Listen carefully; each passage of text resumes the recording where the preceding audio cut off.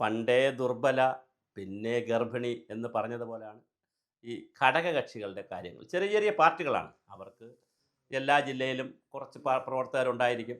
കുറച്ച് നേതാക്കളുണ്ടായിരിക്കും. ഒരു എംപി, ഒരു എംഎൽഎ അങ്ങനെയൊക്കെയുള്ള ചെറിയ പാർട്ടികളാണ്. എന്നാലും അവർ നിലനിന്ന് പോകും.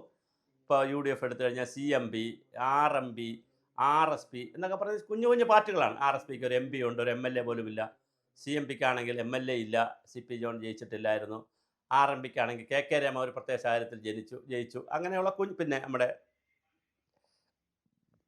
അനൂപ് ജേക്കബിൻ്റെ ജേക്കബ്, കേരള കോൺഗ്രസ് ജേക്കബ്, ഇങ്ങനെ കുഞ്ഞു കുഞ്ഞു പാർട്ടികൾ ഒരുപാടുണ്ട്.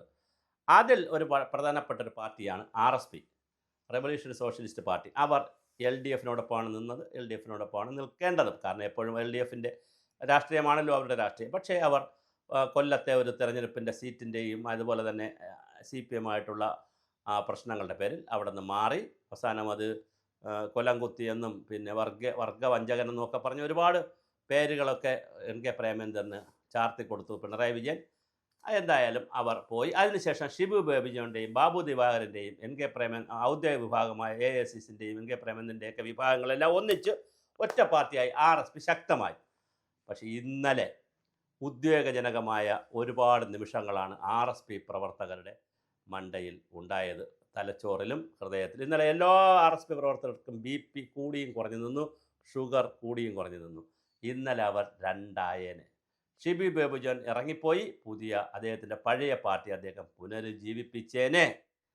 കാരണം എന്താണെന്ന് വെച്ചാൽ പ്രേമചന്ദ്രൻ എന്ന് പറയുന്നത് എൻ കെ പ്രേമചന്ദ്രൻ മന്ത്രിയായിരുന്നു, MLA ആയിരുന്നു, MP ആണ്, നേരത്തെ ജില്ലാ പഞ്ചായത്തിലുണ്ടായിരുന്നു, വലിയ നേതാവല്ലേ. ഇന്ന് RSPയിലെ പണ്ട് പങ്കജാക്ഷൻ സാറും ചന്ദ്രചൂഡൻ സാറും ഒക്കെ പറയുമായിരുന്നു, കനൽ ഒരു തരിയേ ഉള്ളൂ, വിത്ത് ഒരു വിത്തേ ഉള്ളൂ, ആ വിത്തിനെ ആരും കുറ്റം പറയരുത്, അത് ഒരു കനൽ തരിയേ ഉള്ളൂ, അതിനെ ആരും കെടുത്തരുതെന്ന് പറഞ്ഞ് എൻ കെ പ്രേമചന്ദ്രനെ സപ്പോർട്ട് ചെയ്ത് കൊണ്ടുവരുമായിരുന്നു.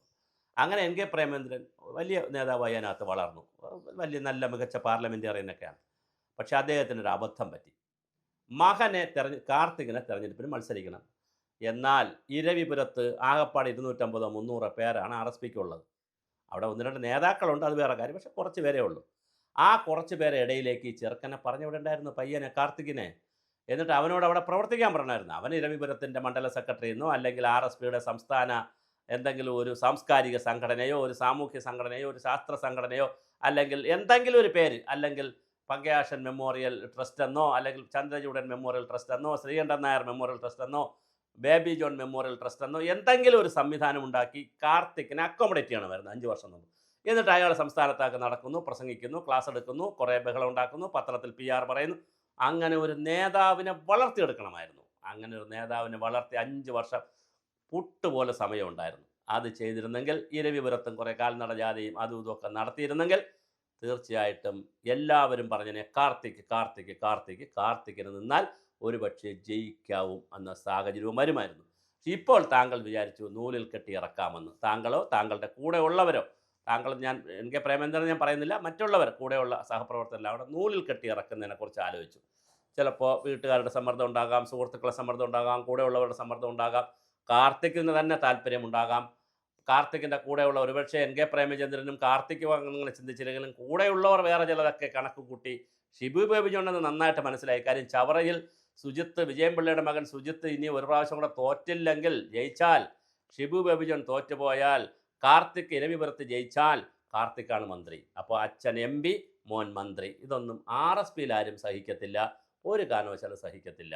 അപ്പോൾ ഇത് എൻ കെ പ്രേമചന്ദ്രനോ അല്ലെങ്കിൽ കാർത്തിക്കോ അല്ലെങ്കിൽ ആരെങ്കിലും സ്വപ്നം കണ്ടിരുന്നോ എന്ന് നമുക്കറിയില്ല. കാരണം ഷിബു ബേബി ജോൺ അവിടെ തോൽക്കുക, വേണമെങ്കിൽ നമുക്ക് വിചാരിച്ച് തോൽപ്പിക്കാൻ പറ്റും.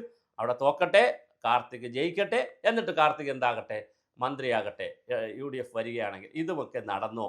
ആ എല്ലാ പ്ലാനുകളും ഇന്നലെ പൊളിഞ്ഞു, പപ്പടം പാളിഷായി, വലിയ ഉദ്വേഗജനകമായ പ്രശ്നങ്ങളായി. പാർട്ടി സെക്രട്ടേറിയറ്റിൽ നിന്ന് ഷിബു ബേബി ജോൺ ഇറങ്ങിപ്പോകുന്നൊരു സ്ഥിതി വന്നു. ഷിബു ബേബി ജോണിൻ്റെ ആളുകൾ ഒരു സമവായ സ്ഥാനാർത്ഥിയെ വെച്ചൊരു ഗോപകുമാറിനെയാണെന്ന് തോന്നുന്നു, ഒരു ഗോപകുമാറിനെ നിർദ്ദേശിച്ചു. അങ്ങനെ ഗോപകുമാറിനെ നിർദ്ദേശിച്ചതിൻ്റെ ഭാഗമായി ഇപ്പുറത്തുനിന്ന് നിർദ്ദേശിച്ചത്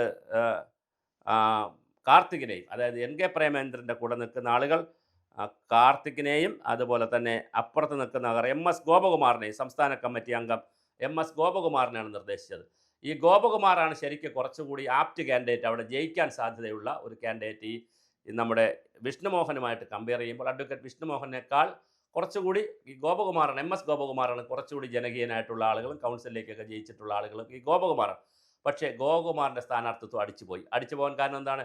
ഇപ്പുറത്ത് കാർത്തിക്, അപ്പുറത്ത് ഗോപകുമാർ തമ്മിൽ അടിച്ചുപോയി. അത് സെറ്റാക്കി മൂന്നാമത്തെ ആളായിട്ടുള്ള വിഷ്ണുമോഹൻ, അഡ്വക്കേറ്റ് വിഷ്ണുമോഹൻ സ്ഥാനാർത്ഥിയായി.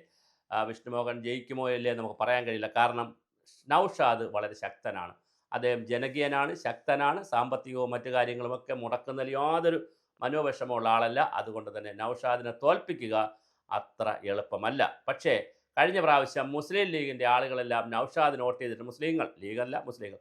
പക്ഷേ ഇപ്രാവശ്യം മുസ്ലിമിന് വലിയ സ്വാധീനമുള്ളൊരു പ്രദേശമാണ് രവിപുരം. മുസ്ലിം ലീഗ് ശക്തമായി നിന്നാൽ ആ വോട്ടെല്ലാം UDF കിട്ടിയാൽ വിഷ്ണുമോഹൻ ചിലപ്പോൾ സ്ഥാനാർത്ഥിയാകാൻ സാധ്യതയുണ്ട്. ഇനി വിഷ്ണുമോഹൻ അടിച്ചിരിക്കുന്ന ഒരു ലക്കാണോ എന്നറിയില്ല. അപ്പുറത്ത് ഷിബു ബേബി ജോൺ തോൽക്കുകയും ഇപ്പുറത്ത് UDF വരികയും ചെയ്താൽ, വിഷ്ണുമോഹൻ ജയിക്കുകയും ചെയ്താൽ വിഷ്ണുമോഹന് മന്ത്രിസ്ഥാനം കിട്ടും. ഇനി വിഷ്ണുമോഹനും തോറ്റുപോയി, അപ്പുറത്തും തോറ്റുപോയി, ഉല്ലാസം തോറ്റുപോയി, അഞ്ചിടത്തും RSP തോറ്റുപോയാൽ മന്ത്രിസ്ഥാനത്തേക്ക് വരാൻ ഒരാളുണ്ടാവില്ല എന്നുള്ളതുമുണ്ട്. ഇനിയാണ് NK പ്രേമേന്ദ്രൻ്റെ ഭാവി, രാഷ്ട്രീയ ഭാവിയിൽ ഒരു വാട്ടർലൂ പരിപാടി നടക്കാൻ സാധ്യതയുണ്ട്. പ്രവർത്തകരുടെ ഇടയിൽ, നേതാക്കളുടെ ഇടയിൽ അദ്ദേഹത്തിന് പഴയ ഇമേജ് ഉണ്ടാകില്ല. കാരണം മകനെ ഇറക്കാൻ ശ്രമിച്ച് പരാജയപ്പെട്ടു. ഇനി ഷിബു ബേബി ജോൺ ജയിച്ചാൽ പ്രശ്നമില്ല, കുഴപ്പമില്ല. ഷിബു ബേബി ജോൺ തോറ്റുപോയെന്ന് വിചാരിക്കുക, അതിൻ്റെ മുഴുവൻ പാവഭാരവും ഒരുപക്ഷെ പ്രേമേന്ദ്രൻ്റെ മണ്ടയിൽ വരും. വിഷ്ണുമോഹൻ തോറ്റുപോയെന്ന് വിചാരിക്കുക, അതിൻ്റെ പാവഭാരവും കുറേ പ്രേമേന്ദ്രൻ്റെ മണ്ടയിൽ ആളുകൾ കൊണ്ട് വയ്ക്കും. പ്രേമചന്ദ്രൻ പിന്നെ ഈ ചവറയിൽ പോയി തെരഞ്ഞെടുപ്പ് പ്രചരണം നടത്തിയാലും ആളുകൾക്ക് സംശയം തോന്നും, ഇയാൾ ഷിബു ബേബി ജോണിനെ തോൽപ്പിക്കാൻ വന്നതാണോ. നടത്തിയില്ലെങ്കിൽ വലിയ സംശയം തോന്നും. അങ്ങോട്ട് പോയിട്ടില്ലെങ്കിൽ തീർച്ചയായിട്ടും ഷിബുവിനെ തോൽപ്പിക്കാൻ തന്നെയാണെന്നുള്ളൊരു പ്രചരണം വരും. എന്തായാലും വല്ലാത്തൊരു വെട്ടിലാണ് NK പ്രേമേന്ദ്രൻ ചെന്ന് വീണിരിക്കുന്നത്. കച്ചിട്ട് ഇറക്കാനും വയ്യ, മധുരിച്ചിട്ട് തുപ്പാനും വയ്യ എന്നുള്ള നിലയിൽ NK പ്രേമചന്ദ്രൻ ചെന്ന് പെട്ടിട്ടുണ്ട്. ഇതിൻ്റെ ഒരാവശ്യമില്ലായിരുന്നു. ഷിബു ബേബി ജോൺ എന്ന് പറയുന്നത് ബേബി ജോണിൻ്റെ മകനാണ്. അദ്ദേഹം മന്ത്രിയായി, MLA ആയി, രാഷ്ട്രീയത്തിൽ സജീവമായി തിളങ്ങി. പക്ഷേ ഷിബു ബേബി ജോണിൻ്റെ കാലം കഴിഞ്ഞിട്ടാണ്. ബാബു ദിവാകരൻ പിന്നെ TK ദിവാകരൻ്റെ മകൻ ബാബു ദിവാകരൻ, പേര് പോലും വേറെ ഒന്നായിരുന്നു, പ്രസന്നൻ എന്നോ മറ്റോ ഒരു പേരായിരുന്നു. ആ പേര് പോലും മാറ്റി ബാബു ദിവാകരന് പേര് കൊണ്ടുവന്നു, അഡ്വക്കേറ്റായിട്ട് പ്രാക്ടീസ് ചെയ്തു. പിന്നെ ഒരുപാട് കാലം ഈ 4-5 വർഷം പാർട്ടിയുമായിട്ട് കൊണ്ടു നടന്നു. അവസാനം കാൻഡിഡേറ്റായി അറിയപ്പെടുന്ന ആളായി. മക്കൾ രാഷ്ട്രീയമൊന്നും മോശമൊന്നുമല്ല. കരുണാകരൻ്റെ മകൻ മുരളീധരനും പത്മജയും എത്ര മക്കൾ രാഷ്ട്രീയമാണുള്ളത്. അനൂപ് ജേക്കബിൻ്റെ TM ജേക്കബിൻ്റെ മകൻ അനൂപ് ജേക്കബ്, ഇപ്പോൾ PJ ജോസഫിൻ്റെ മകൻ അബു ജോൺ ജോസഫ്, അതൊക്കെ കണ്ടുപഠിക്കണം NK പ്രേമേന്ദ്രൻ. അബു ജോൺ ജോസഫിനെ കൺവീനറാക്കി, കോർഡിനേറ്ററാക്കി കൊണ്ടുവന്ന് അതേ രാഷ്ട്രീയത്തിലുണ്ട്. അതുപോലെ കാർത്തിക്കിനെ ഏതെങ്കിലും ഒരു നേരിട്ടുള്ള സ്ഥാനത്തിലോ ചെറിയ സ്ഥാനത്തിലോ RSPയിൽ വയ്ക്കാൻ വലിയ പ്രശ്നമൊന്നുമില്ല. അല്ലെങ്കിൽ ഒരു സാംസ്കാരിക സംഘടനയെങ്കിലും ഉണ്ടാക്കി RSPയുടെ ഭാഗമായിട്ടുണ്ടാക്കി കാർത്തികിനെ അത് ഏൽപ്പിച്ച്, ചെറുപ്പക്കാരനല്ലേ, കുറച്ച് കാര്യങ്ങൾ ചെയ്യിച്ച്, കുറച്ച് സംസാരിക്കാനും പ്രസംഗിക്കാനും 4 ആളുകളോട് വർത്തമാനം പറയാനും ജനകീയനാക്കി മാറ്റിയിരുന്നെങ്കിൽ പ്രേമചന്ദ്രൻ വിചാരിക്കാതെ തന്നെ എല്ലാവരുടെ അഭിപ്രായത്തോടു കൂടി കാർത്തിക്കിന് അവിടെ മത്സരിക്കാമായിരുന്നു. കാർത്തിക് ജയിക്കുകയും ഷിബു ബേബി ജോൺ തോൽക്കുകയും ചെയ്ത് UDF വരികയും ചെയ്താൽ, ഒരുപാട് കണ്ടീഷനുണ്ട്, ചെയ്താൽ കാർത്തിക്കിന് മന്ത്രിയുമാകാമായിരുന്നു. പക്ഷേ എല്ലാം തലയ്ക്ക് കൊണ്ടുവച്ച് NK പ്രേമചന്ദ്രൻ സാറേ, നിങ്ങൾ ഉടച്ചു കളഞ്ഞില്ലേ, ഇനി ഈ കുടുക്കിൽ നിന്ന് ഊരിയെടുക്കാൻ അങ്ങക്ക് കുറേ സമയം വേണ്ടിവരും. എന്തായാലും അങ്ങ് തന്നെ ഇത് ഊരിയെടുക്കുക. കാര്യം അങ്ങ് വളരെ മാന്യനായിട്ടുള്ള നല്ല ഒരു മന്ത്രിയായിരുന്നു, നല്ല MP ആണ്. അതുകൊണ്ട് തന്നെ ഈ ഇമേജ് തകരാതിരിക്കാൻ, മോശപ്പെടാതിരിക്കാൻ അങ്ങ് ശ്രമിക്കുക. അങ്ങ് തന്നെയാണ് ഈ കുടത്തിൽ നിന്ന് ഈ ഭൂതത്തെ തുറന്നു വിട്ടത്. ഇങ്ങനെ എന്തെങ്കിലും ആഗ്രഹം അങ്ങോട്ടായിരുന്നെങ്കിൽ 5 വർഷം മുമ്പേ കാർത്തിക്കിനെ രംഗത്തിറക്കിയിരുന്നെങ്കിൽ എത്ര മനോഹരമാകുമായിരുന്നു.